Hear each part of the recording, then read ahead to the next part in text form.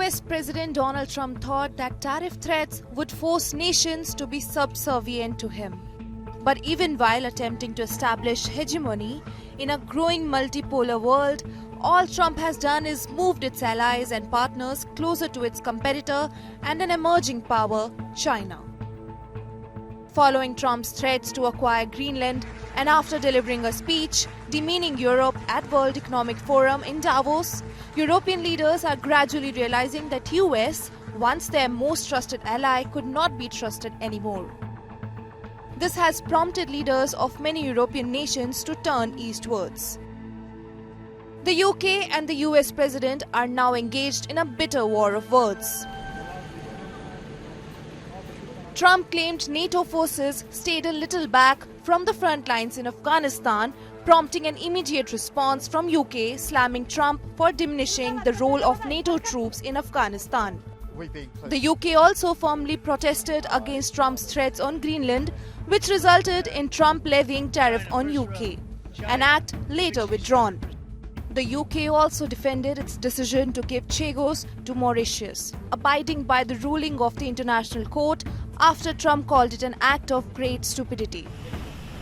Months after visiting India with a huge delegation, British Prime Minister Sir Keir Starmer arrived on a 3-day visit to China. He leads a delegation of around 60 business and cultural leaders. Starmer is expected to meet President Xi Jinping and Premier Li Qiang on January 29th, before travelling to Shanghai on January 30th for talks with local executives. We are resolute about being outward-looking, about taking opportunities, building relationships, having confidence globally, and always being absolutely focused on our national interest. And it is in our national interest to engage with China. It's the second biggest economy in the world. If you take Hong Kong alongside China, it's our third biggest trading partner. There are huge opportunities to be had in lots of different sectors. China, which has faced a setback in the business of oil after US captured former Venezuelan President Nicolas Maduro, sees this as an opportunity to claim its position in the changing world order. Against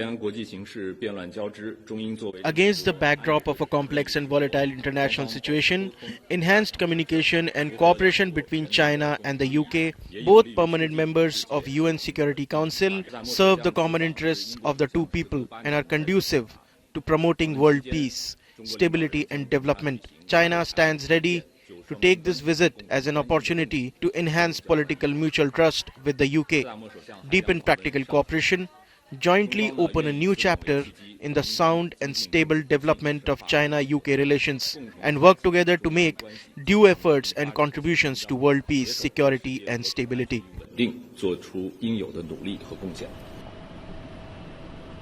The visit also comes after Starmer's government approved China's contested plans to build a mega embassy in the heart of London, rejecting the objections from some politicians who said the new building will make it easier for China to conduct spying operations. This visit is also the first trip to China by a British Prime Minister since 2018. Starmer had last met Xi at the G20 summit in Brazil on November 18, 2024.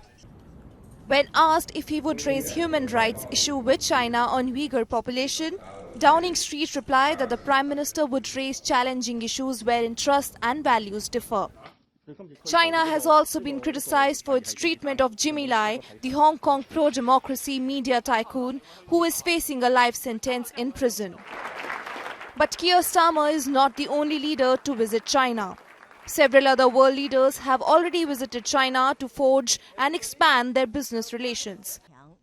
Finland's Prime Minister Petteri Orpo, Canadian Prime Minister Mark Carney, South Korean President Lee Jae-myung also visited China this year. In July 2025, European Council President Antonio Costa and the President of European Commission Ursula von der Leyen had visited Beijing. German Chancellor Friedrich Merz is also set to visit China in February. With Mahashweta Lala, Bureau Report, India Today.